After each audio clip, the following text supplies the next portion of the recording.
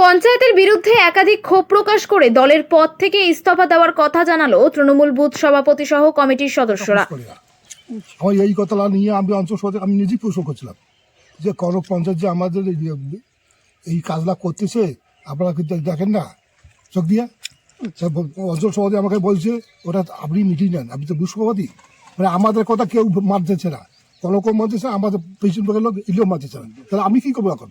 আমি বুথ সভাপতি আমি অঞ্চল সভাপতি কথা জানাইতেছি, আপনি যে অঞ্চল সভাপতি হয়েছে কথা না জানেন তো কি বলবো এর কাজটা?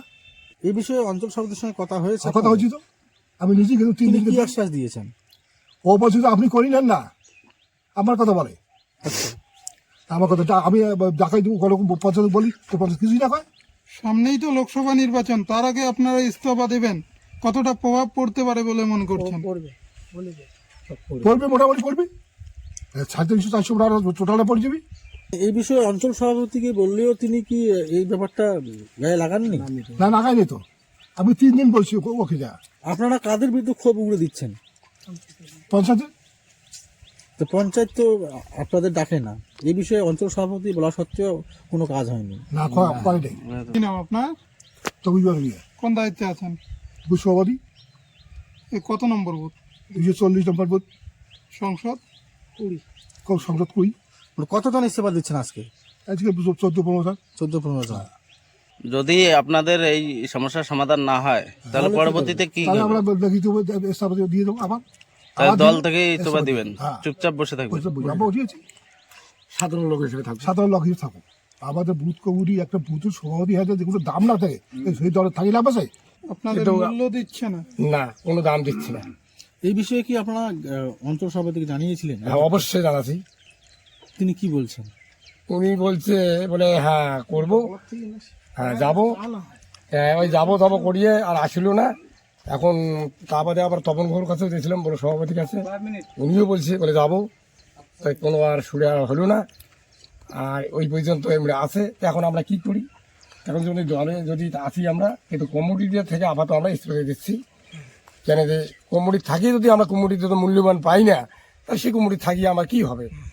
মানে আপনারা কমিটি থেকে ইস্তফা দিচ্ছেন কিন্তু দলে রয়েছে? হ্যাঁ দলে রয়েছে। হ্যাঁ।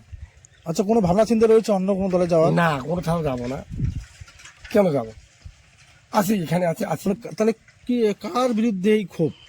এটা কারো বিরুদ্ধে ক্ষোভ মানে এই যে পঞ্চায়েত একাই উনি কাজ করছে। পঞ্চায়েতের বিরুদ্ধেই ক্ষোভটা? হ্যাঁ, উনি যখন জানায় না পঞ্চায়েত কে? পিপাসা? পেশা ওর স্বামীর নাম কি? ওই কনক, কাজ কে করে? বর্তমানে কনক করে। আপনি কোন দায়িত্বে রয়েছেন? সহ সভাপতি। কি নাম আপনার? টোটাল কমিটি মিলে ওকে ভালো দেখি আমরা দাঁড়িয়ে দিলাম। দাঁড়িয়ে দেওয়ার পরে বহু কোশিশ করার পরে জিতার পর আমাদেরকে টোটাল কমিটিটাকে ভ্যালু দিচ্ছে না।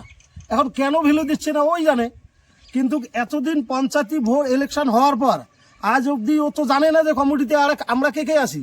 সে কমিটিতে ডাকে যে ও একটা মিটিং করবে, সেটাও আজ অবধি করলো না ও।